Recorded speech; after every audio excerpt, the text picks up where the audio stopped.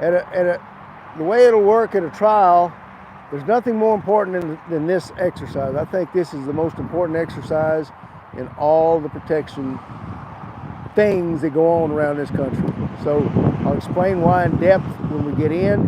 We're going to show you, everyone seems to feel, the people that are doing what they call old school, the alert's the most important thing. If the dog alerts, everybody's gone. What?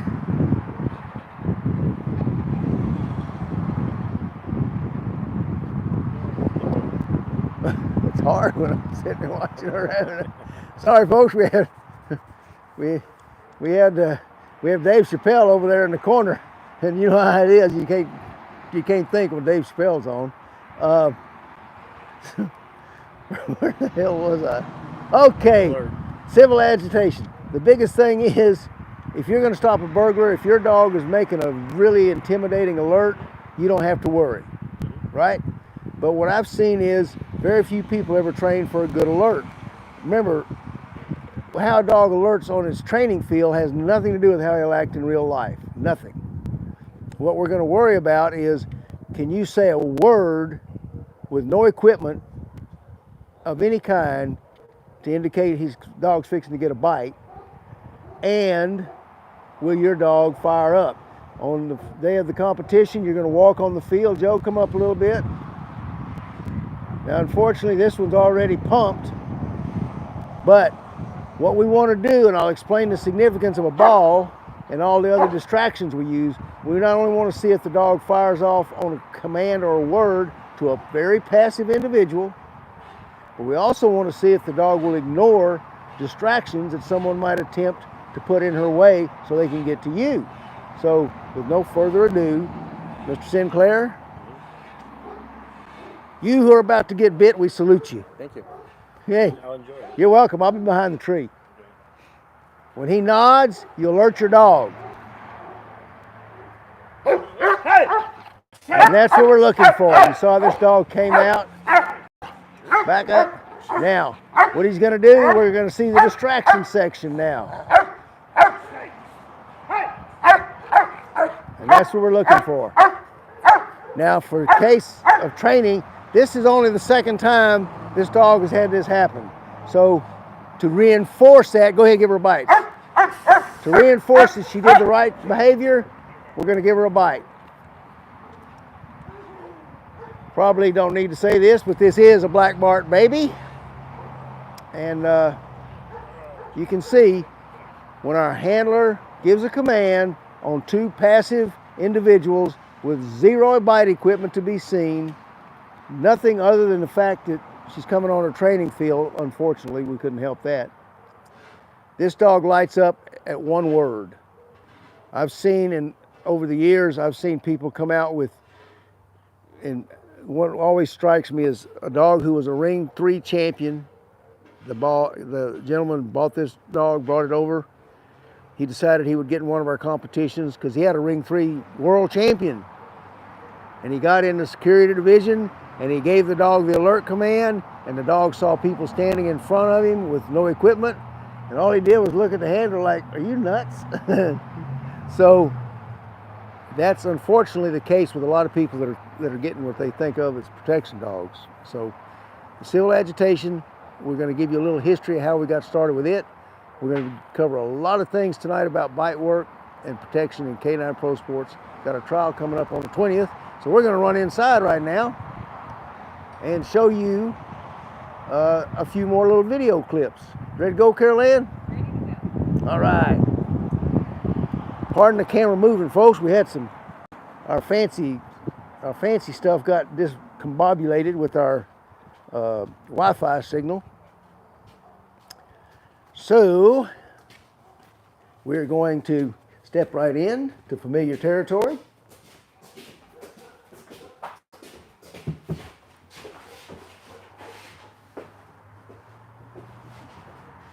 And are we ready, Carol Ann? Mm-hmm.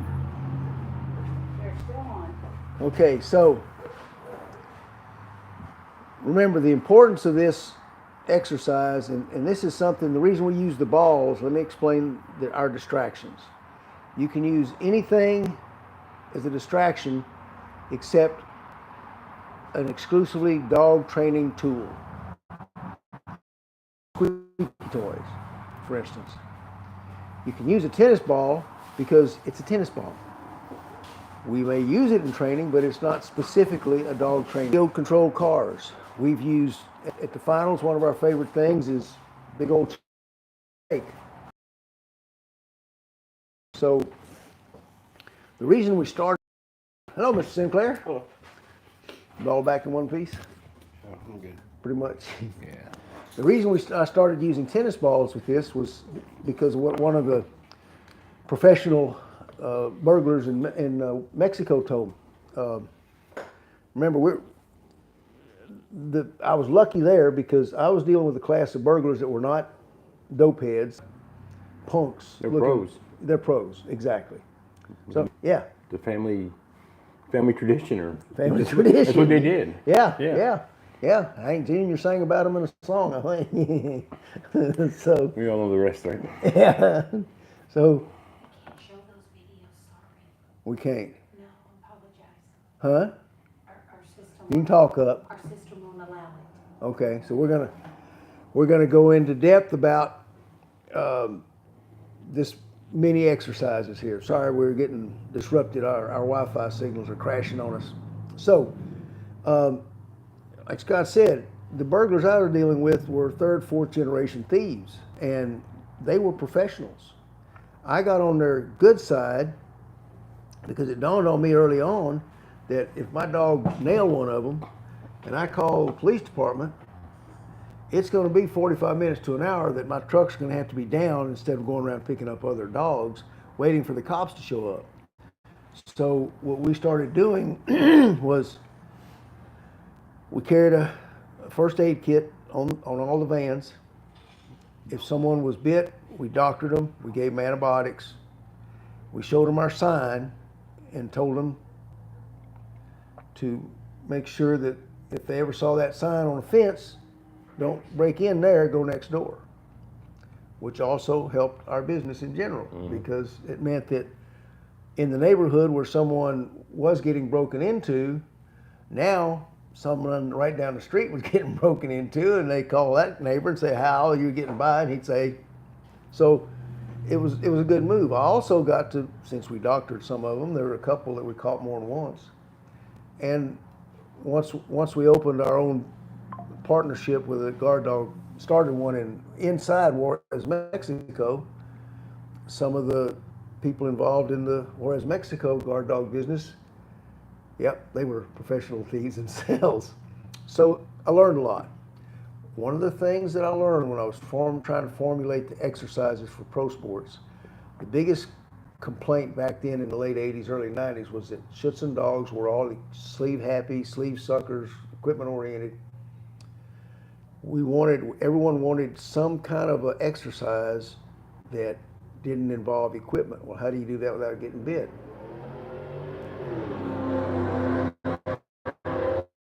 So I'm talking to one of the Carlos. Whenever I say Carlos, you know, it's just a guy's name in Mexico. It's not necessarily that particular person, okay? Just for realism here. Talking to Carlos one day, it was over a beer in a bar, and I'm asking about different ways that they break into places. And I said, what do you do if you jump a fence and you're in a big lot and the dog was in the back, and all of a sudden you're breaking something you shouldn't break, and this dog walks up in front of you and starts growling? And he says, that's the easiest thing in the world. He said, in my little burglar bag, I always carry 2 tennis balls. Really? He said, yeah, 2 tennis balls. He said, if the dog starts growling, I take out one tennis ball and I bounce it. There was something very valuable for them to get. They'd set off the alarm, look at their watch, set off the alarm, step back across the street or down the alley, and time how long it took the cops to get there. They'd go in there, and I know of a place that was stocking Levi jeans up to the ceiling in boxes, and they lost a lot of jeans. These boys would come. They came in. It had a glass front door in this warehouse. The door wasn't glass, but the side panes were. They busted out the side panes, pulled up a pickup truck. X number of them ran in, started grabbing boxes of Levi's, throwing them in there. And I think when we got them stopped, I think they said that they knew that they had like 18 minutes before the cops would get there. So at minute 15, however many cases of jeans they had in their truck, they jumped in the truck and left. So these are the kind of people that taught me how to how to use guard dogs, okay? That's why we incorporated a tennis ball into the civil agitation. If your dog is really well trained, he should do like that dog who, this is only the second time she's seen that ball thrown at her with someone threatening her owner. And you see she performed well. Of course, she's a Western Shepherd. Mm-hmm. You know, that helps. So, what else we got, Scott? I'm talking about the pro sports trial. Anything you can think of? You want me to just keep running my mouth? Keep going. You're doing a good job. Oh, thank you. You're good at that. Well, true. It's his show. And it's pro sports. He's right. I'm just an agitator. Yeah. Just an agitator. So, for those of you that are thinking, I don't know if you've seen our, one of the things that we got well known for was silver belt buckles for trophies. Mm-hmm. And in the World Championship, we had, I forget what they, $100, $200, $150, $200 belt buckles for the champions. They were nice. And I thought, even though this is our first little trial in a long time, I thought, what the hell, we're just springing for it. So first place will, in both divisions, will get a silver trophy buckle. It'll have the pro sports insignia, not this one, but the original one, on the buckle instead of a buck and bull or a horse. So that's one of the things we're going to do. One of the other things we're going to try a little bit different that we've never done before. Daryl Thornton suggested this to me. If anybody out there is interested in starting to compete in dog competitions, and you just, or maybe you just want to know how your dog would stack up in front of a professional judge, we're going to run our obedience portion in the morning. We'll start about 9 o'clock. Mm-hmm. Then after lunch, around 1, we'll start our protection phase. Well, when we're through with our obedience, we should have a couple hours in there. If there's anybody that would like to bring their dog out, go through a basic obedience routine, we'll have stewards and judges that'll help assess it for you. We'll give ribbons for everyone who participates. There's no charge. Just if you want to try something you never tried with your dog, we're going to set aside 1 or 2 hours just to do that. So we'll have our obedience portion in the morning for the pro sports competitors. Then we'll have, if anyone from the public wants to try their dogs, we'll do that. The other thing we're going to do is, I forgot, we're going to have, I know we're doing something different. Training division, if you wanted to, and also, and anyone, you have to be at least 14 to compete in a pro sports trial, but anything under that, if you want to get in our training division, it's got a one bite scenario and reduced obedience. So we'll be doing that as well. I'm sorry we don't have any videos to show you. I was counting on that. One of the things, what were we talking about? Something. One of the things that we're going to do different, and maybe Florida. I forget, is it Jason or Dan? Somebody that called me. We're going to try and do the protection work live on YouTube. We may be able to get it on Facebook and YouTube. I don't know at this point. We'll try to have our Wi-Fi signals beefed up enough before we quit these problems we constantly have. But we'll try to show it on YouTube live. What else we're going to do? Think anything I've bragged about? You got a comment here from Mr. Thornton. Oh, Daryl, what's he have to say? Butch, I was just going to ask about training division for new competitors. Well, good. I beat you to it, Daryl. That'll be the first for me. So yes, definitely having a training division, and we'll run it in front of the obedience. Will run in front of the regular obedience, and then the bite work will run in front of the regular bite work. I know what it was. I've had 2 or 3 people call me. They're having trouble with their dogs that they're starting in, and most of them are mastiffs. They're starting them in protection training, and the dogs go to the end of the leash and act real tough, but when they come to the actual bite, they're backing up. They're hesitant. They're just not quite sure they want to bite. So I promised. What's that? Joey's not a fan of those kind. Is that you're not a Mastiff fan, Joey? They sneak up on you. They sneak up on you. Well, our newest agitator over here is voicing his opinion on breeds. So we're going to try to do it tonight, but obviously things are not working as they should. So next week we will again attempt to go live, Yep. and we're going to show how I started presenting the first bite, and well, really all bites to dogs.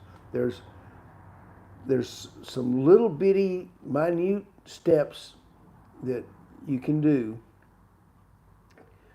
to first know when your dog, if he's ready to bite, and if he's ready to bite but he's never done it before, it's kind of like the person who says, I've been jumping off this tower and trying to with a parachute, and I want to get up in the airplane.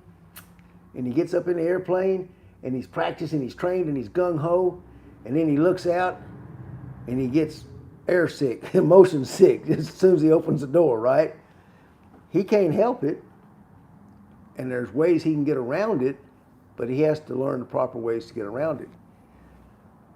It seems to me that most of the people I know that have trouble getting their dogs on those initial bites, or those initial bites are so shallow and defensive that they can never get it right, Scott? Yeah. You've seen that. Yeah.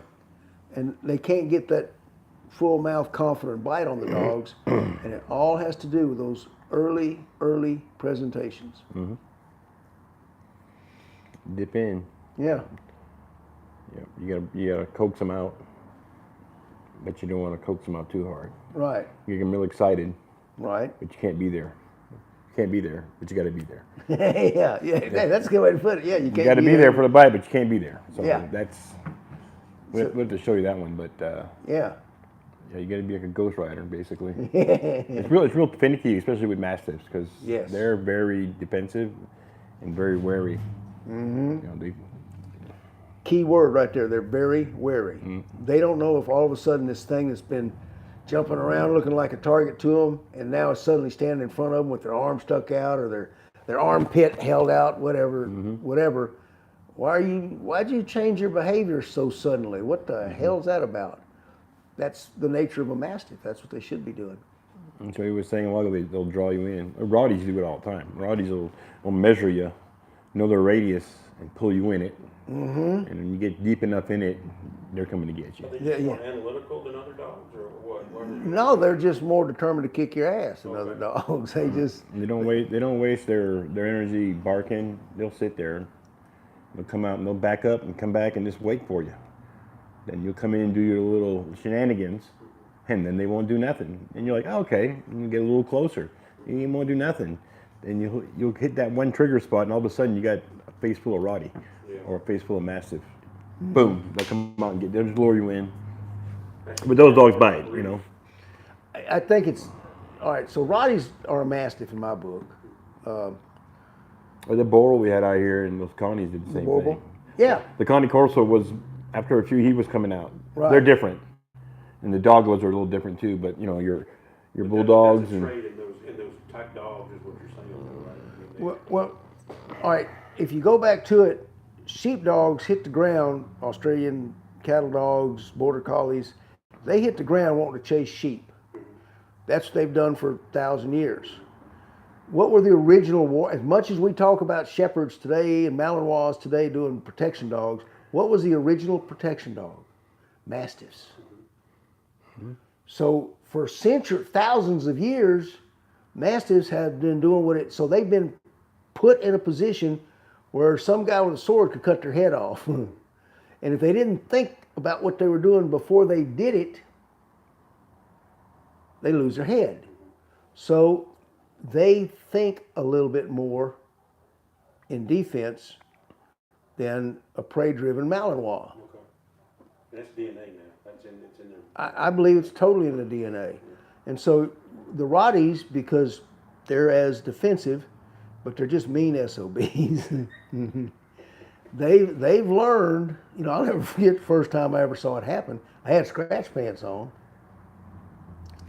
And this Rottie, and I'm a couple of years in the business, and this lady comes out with this big, beautiful, like 95 pound Rottie, AKC show champion and all this stuff, and he's a mean SOB. One of these days I gotta tell you about the Rottie Pit Mix. Meanest dog I ever saw in my life, folks. I guarantee there's never been a meaner dog. But this one Rottie, he came out there, and we had to work a little. He was going out to the end of the leash. He's getting out there, and fourth or fifth pass, all of a sudden, I thought he was right here, but he was right there. And I got in just a little bit closer, and I had a whip, and I'm popping it behind my back, right? And I'm really cool. I've been doing this for at least a year now. Pop that whip, walked in closer, and all of a sudden, that big son of a bitch just reached up and took my kneecap halfway off my left knee. Ha-chonk! I mean, it was, fortunately, it was very defensive, and when I screamed bloody murder, it startled him, and he turned loose. And I ran away. Mind you, I said ran away. I did run. I didn't limp. 4 minutes later, I was limping for a week and a half. But initially, so yeah, that's just the nature of them. And what's that? Necessity's the mother of invention. Mm-hmm. Yeah.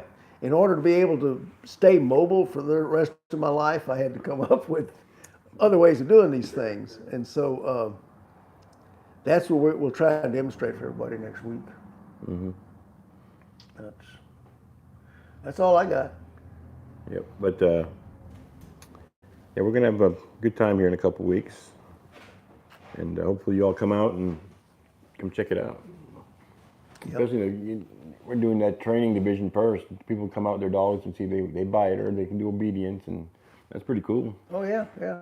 Free of charge, and come on out and hang out and see what you can get yourself into. Kind of trouble you can get yourself into. Yeah, there you go. Oh, and now we'll officially start on Thursday night. That's just usually, I've always done it that way. Usually it's just more local people. Some of the guys that are traveling, if they can get off the next day, they'll be out here. So we'll actually begin working dogs out here Thursday night. That will be the 18th. And then mid-morning, all day Friday, we're going to do nothing but address dogs, work dogs, help anybody with any training things that they need with their dog. And while we're doing that, we'll also, maybe you've been working Schutzen, one of the sleeve sports, and you wanted to work in a suit. Well, we've got suits. We're going to be, anyone who wants to learn how to decoy street dogs, police dogs, and suit work, we'll have that available for you. We've got several different sizes of suits. If you're real good and you get after it real fast, we can I'll throw you in there. throw you in the trial and let you be somebody. Yeah. Scott don't want to hog all the fun, do you, Scott? Yeah, you do. But Yeah. I'll share the same pit. You share. What about you, Joe? Will you share? Yeah, I don't mind. He don't mind sharing. Sharing is caring, Joe. Yeah, sharing is caring. There you go. There you Care go. about saving your left arm, right? Yeah. So. I can't think of much else. Just we're gearing up for what should be a really big weekend. Any questions you got, don't hesitate to give me a call. We'll have videos next week, and we can get more in depth with the techniques and the scenario procedures, and I'm going to call AT&T and see what's going on with this Wi-Fi I'm telling business. See if we can straighten that out. Yep. So. And But anyway, so just love your dog, take care of your dog, work your dog. Come on out with us and hang out with your dog. yeah. Oh, We'd appreciate it. Tuesday night we're training. If you want to come out on Yep. Tuesday nights, no charge. We'll do both obedience and some of the scenario work. You start working on that so you can get your dog in here and polish him up a bit or see what it's all about. Hang on one second, guys. Mr. Thornton said, Butch, will competitors get option of suit or sleeve with new competitors? Yes. For this trial starting off, Daryl, good thought. If your dog's never worked anybody on a suit and you want to use them with a sleeve, And in our training division, you always have that option, but we will run that option to the training division and the security division patrol. If you think you're wearing them big breeches in the patrol division, you want to be in a patrol division, that's going to be all suit work. Okay, well, that's all for That's all? questions, I think. Fran, you think anything else we hadn't said? No, I'm just saying, I wanna get a certificate and I'm gonna work really hard with my dog. There you go. it. If you want to see a rule book, contact me. I can send you a PDF format. It'll show everything. It'll show our judging criteria, what the judges look for, how you get your points, how you have to work towards your certification. So we got rule books. Get all the information you need. Yeah. You want to see some sample score sheets? We got that. Yep. Just give me a call. We'll get into it, folks. Always remember, it's all about the dogs. We'll see you next week. See you next week. Thank you, folks.